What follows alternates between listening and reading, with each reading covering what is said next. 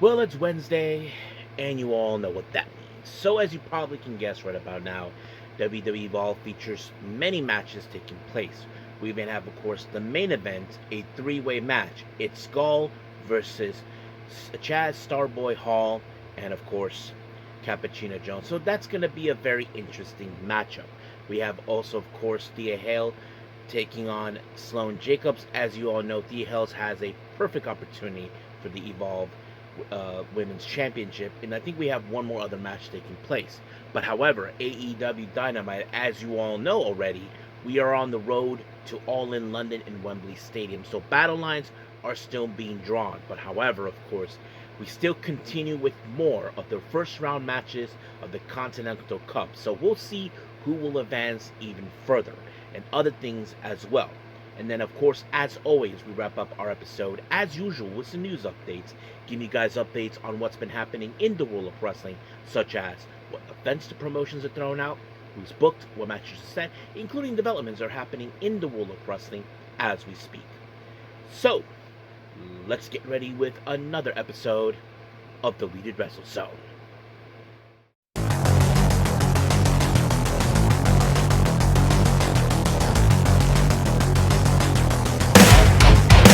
Are you ready? Get up, get up! Get up, get up! Get up, get up!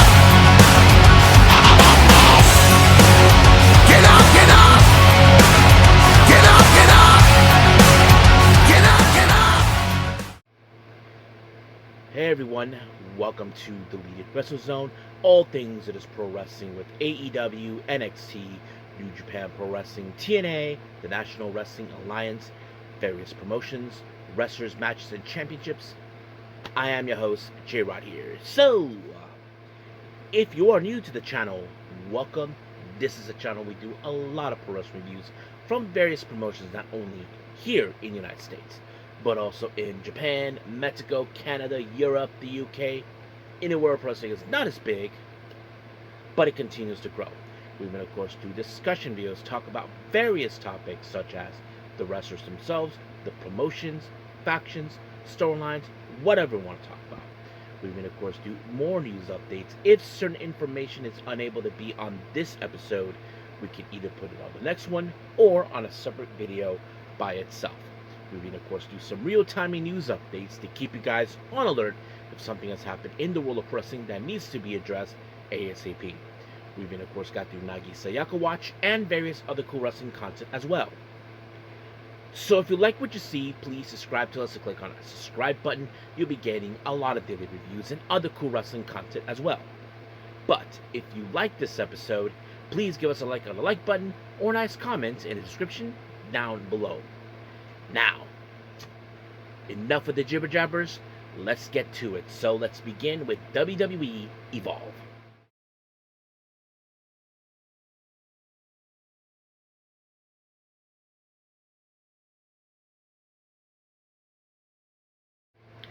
Okay, WWE Evolve. We open up with singles action. Charlie Dempsey taking on, of course, Ulka Sasaki from Pro Wrestling Noah, who is unknown. Now, this was a very impressive match. Now, for those who are not familiarized with Ulka Sasaki, he's a former UFC fighter. He knows exactly what he's doing. Of course, he'll bring in a bit of the technical aspect, which is something we know Charlie Dempsey's been recognized, and it's part of his family lineage, of course. And that always plays out. However, there were many times Sasaki tried to apply the sleeper hold on him, but apparently Charlie Dempsey tried to get out of it. But unfortunately, apparently, somehow, Charlie Dempsey was able to apply some sort of suplex onto him, and just like that, 1, 2, 3, boom! It was over just like that, and of course, Charlie Dempsey showed some respect to Ulka Sasaki. Now, we did see Brooks Jensen doing a segment talking about a certain match that he was watching, and two other guys were there watching it too, hearing his shenanigans.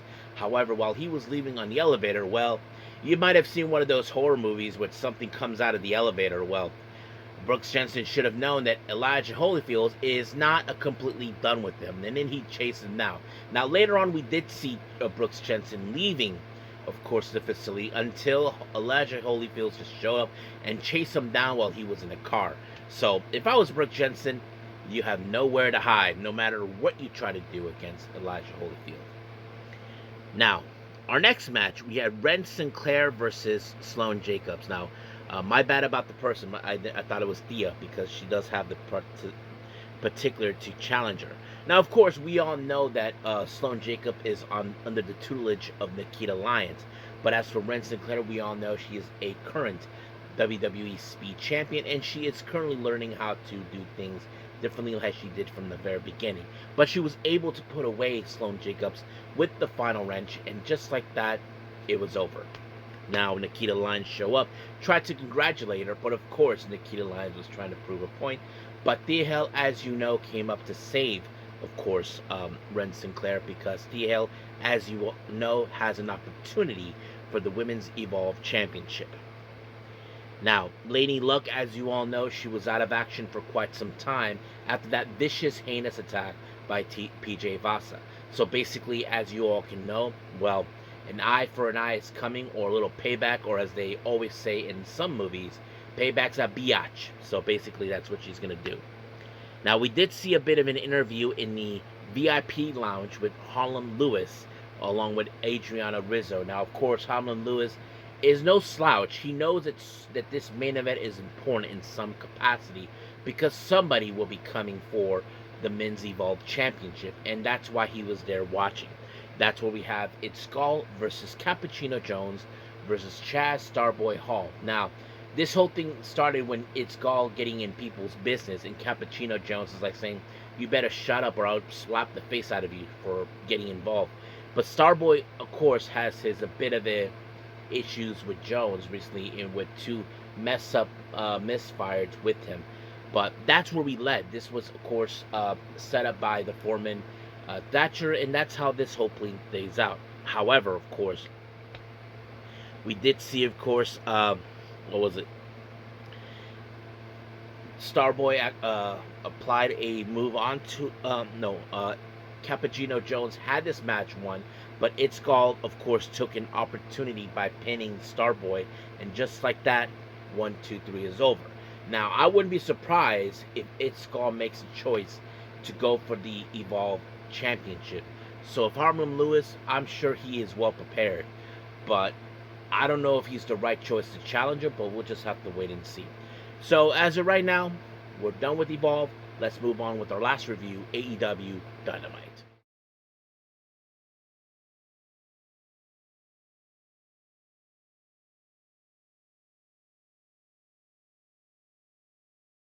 Okay, AEW Dynamite. We open up with a promo from the aerial assassin, Will Ospreay, of course. He talked about his time that he had in Mexico, of course, enjoying the energy, enjoying the fan base, and all things there. But of course, he turned his attention to his opponent in All In, the AEW World Champion, of course, Kenny Omega. And then, while he was doing all this promo, well, someone is the kind of person who likes to be a buzzkill and try to say what he wants to say, and that is, of course, Don Callis, talking about, and you can hear people are telling him, "F you, Don Callis," that sort of. And then he talked about Kenny, about how he made him what he is, John Moxley, and all this other stuff. Then he told him it was he who set him up in that match in the Forbidden Door and all that. But of course, obviously we know what Don Callis wants. He wants to ensure that Will Ospreay doesn't get the opportunity to become AEW champion, because he wants someone from his camp to do it.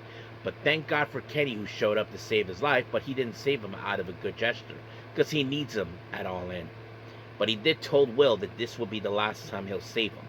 So we'll see where that goes there too. Now, as you know, we have the Casino Gauntlet, so we have the number 2 spot taking. We have MJF versus Nick Wayne versus Speedball Mike Bailey. Now, of course, these men do have completing cases in hopes of winning this and taking the number 2 spot. But MJF, as you know, he is determined to win back the belt, because he felt by default he is still the true champion, because he still thinks Will Ospreay got interfered and doesn't count. But the records show Kenny is the real champion. But of course, Speedball had this match won, but MJF, of course, being an opportunist, he took the the match, and then of course, let's just say he put him in the salt of the earth, and Nick Wayne won. And then he put out a promo about winning what it rightfully belonged to him, because he still believes that he is still the real champion. And then he played us when we thought Andrade was coming back after not being cleared to wrestle. Well, I wouldn't be surprised if Andrade shows up in All In and costs him that. So we'll see what that leads to. Now, the Divine Dominion, as you all know, are defending the AEW Women's World Championship at All In against the Brawling Birds. So, of course, they're trying to prove their point, saying the Brawling Birds don't stand a chance against them. But we'll see what happens. We know that that the Brawling Birds haven't lost a match yet, but we'll see where that leads us there. Now, Mick Foley, of course, I like to say he's the unofficial member of the Bang Bang Gang. He interviews Jay White, telling him, Jay White, you finally get your one-on-one match against David Finlay and all that. But you should know, the Continental Cup has a rule that there'll be no seconds involved. So that means the Bang Bang Gang and Clark Connors will not be there. Now, Jay White, of course, he is happy with the fact that this is exactly how it should be. I mean, he can count how many times they have come across each other. And, of course, he is hoping that in the main event, Jon Moxley wins his match against Jack Perry, because there's a rule that I'll reveal to all of you about this one. So we'll see what happens. Now, our next match is part of the first round of the AEW Continental Cup, Jay White versus David Finlay. Just like I said it was going to be. But man, this match, David Finlay was bringing the entirety of the match, trying to show him, who's boss, that he is the one who is going to be at the top of the mountain. That's exactly. But when, of course, we know these two men know each other too well, but Jay White somehow was able to slip in the Blade Runner, and just like that, 1, 2, 3, boom, he wins the match, he advances in the Continental Cup. Now, we did see, of course, Tony Schiavone in the ring, calling out, of course, the new AEW World Trios Champions, Bandito, Brody King, and Hangman. So, of course, all of this was going to happen. But, of course, when things were about to go, the celebration to continue, well, they were interrupted by Swerve, who we haven't seen since the finals of the Owen Hart tournament in the Forbidden Door. But it seems like there were still some things he had to say. Of course, he talked about Brody King, how those two fought, he left them in a pool of his blood, and Hangman and all this. But it seems that now Swerve is aiming for the trios belts. But however, someone is like, oh, hell no, bitch, you're not going to take that away from me. And that is, of course, the former trios champion, the Man. And, of course, they're being joined by Lethal Twist. So that sort of thing. So, of course, Ricochet can't stand Swerve Strickland getting involved. It's like saying, why the hell do you have to stick your nose where it doesn't belong? So while Swerve was leaving, he tells him, hey, Ricochet, Brody King is the one doing all the barking. You're the one being a bitch. And of course, Ricochet doesn't like the insult because he can't stand Swerve. But, of course, you know how that's going to be. But, of course, Ricochet wants the trios belts back. But he'll get them back under his terms. I wouldn't be surprised if that's an All In, So we'll see. Now, we were supposed to have an interview with Renee Paquette talking to Willow Nightingale until she was viciously attacked from behind by Mercedes Moné. Mercedes Moné has some deep history with Willow, dating back when they were facing for the New Japan Strong Women's title a couple years ago. And of course, now history aligns itself again. Now, Mercedes is the type of person who's saying, you're not taking this away from me. This belongs to me. I am, of course, where it should be. And that's the thing. But we'll see what happens next week as we head to, of course, All In. Now, our next match is the TNT Championship, Chris Jericho versus Kevin Knight. Things were going well, but at some point, wherever Kevin Knight is, Don Faggot will be there, Yeah, that little snake, he gets involved as though he even brought a screwdriver onto Jericho. But, of course, it did not stop Jericho one way or the other. But when the moment Aubrey Edwards, our referee, had her back turned, well, Kevin Knight went all downhill when he decided to low blow Chris Jericho, then applied the crash landing, and just like that, 1, 2, 3, it was over. Now, Jon Moxley put out a video, as you know, because he is getting ready mentally for his match against Jungle Jack Perry. So that's pretty much what's going to happen there. Our next match, we have Chris Statlander versus Viva Van. Now, obviously, this match was going to fall in favor of Chris Statlander when she applied, of course, the Wednesday Night Fever. And just like that, 1, 2, 3, it was done. However, we did have an in-ring post-match comments with Nick Foley informing her, of course, as you know, you are now in the Fatal 4-Way match for the TBS Championship. Not only Maya World is, in fact, defending the title, you will be facing her along with 2 others, and he named Hikaru Shida and, of course, Persephone. Now, of course, Chris Statlander has no issues towards Maya World, and she congratulated her on her win on that. However, her issues with Persephone and Hikaru Shida, well, that's a different story. But, of course, Hikaru Shida and Persephone showed up, and they tried to attack Chris Statlander, but thank God for Thunder Rosa and Maya World tried to be in the match. But of course, that's where we led up to the match. Now, obviously, this is a bit of a warm-up. Now, of course, we know that Thunder Rosa has her issues with Persephone, not to mention she defeated her for the Mexican National Women's Championship not too long ago, and Persephone can't stand the fact that this person took that belt off of her. And that kind of puts it up in a bit of a, buzzkill for her. But however, it was Maya World that was able to pick up the win when she applied a cutie special, or like a bridge type suplex, onto Hikaru Shida, and just like that, 1, 2, 3 is over. This is the same move that she used on Hikaru Shida when she won the TBS Championship. So obviously, can lightning strike again? Well, we'll just have to wait and see in All In, since it's going to be a Fatal 4-Way. Now, Darby Allin, as you know, had his issues with Kevin Knight. He even told him, I have no regrets about losing the AEW World Title because I defended it as a champion. And that's exactly what he did. But he wants to see how far Kevin Knight can go. And we'll see when we get there. Now, we did have another interview with Renee Paquette talking to the AEW International Champion. Congratulate him on his win. But however, I don't know, well, he did give Mike Bailey credit that he took him to his limits. But in the end, for him, he remained as champion. But however, apparently Don Callis revealed to him that he was having his usual golfing session with Tony Khan.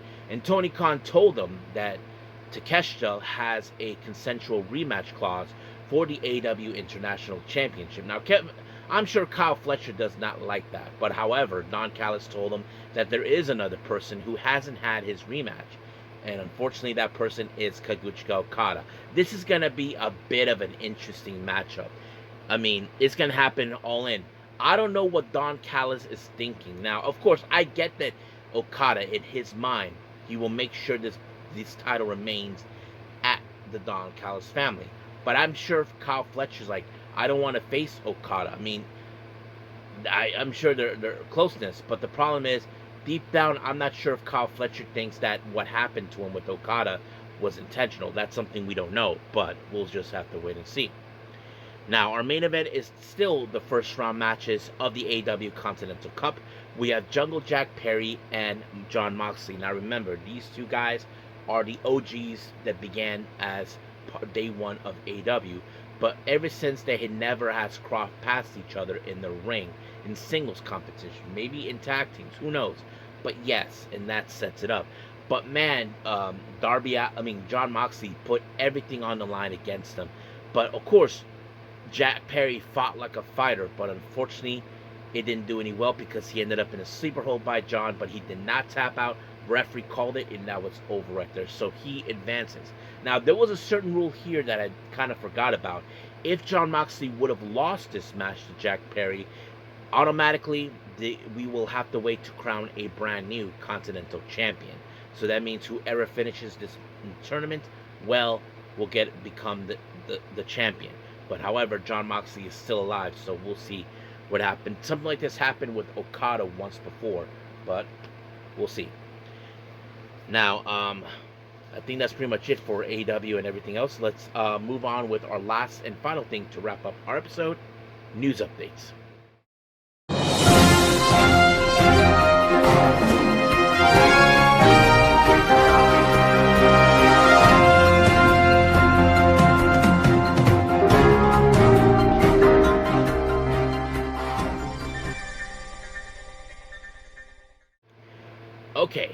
welcome to our news update. So let's begin, of course, with upcoming events. Of course, as you know, we have the upcoming later on at the end of this month, Kamiyu Goes to Hollywood, which was named after Yuki Kamifuki. Many of you know this, that her name is Kamiyu. They just announced someone named Kita Reg is now participating in this event. Now, House of Glory, as you know, have their next show called Fallout on the 4th of September. They just announced three things, my bad. We do have, of course, Kyle Fletcher will be facing the Amazing Red, first time ever. That's a really good match. Laredo Kid will be making his appearance, and of course, they're not involved in the match, but if anybody who is in fact from New York City planning or any House of Glory fans would like to know, the New Age Outlaws will be there. That's right. Billy Gunn, of course, and Road Dogg JC James.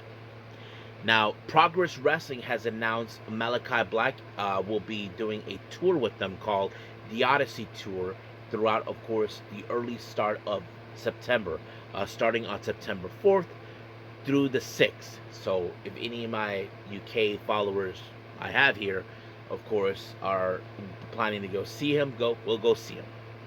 GCW just announced another show that will happen on November on the 6th, called Dead on Arrival. Now, I kind of forgot where this is going to take place, but hopefully the next episode or news update I'm not will reveal it.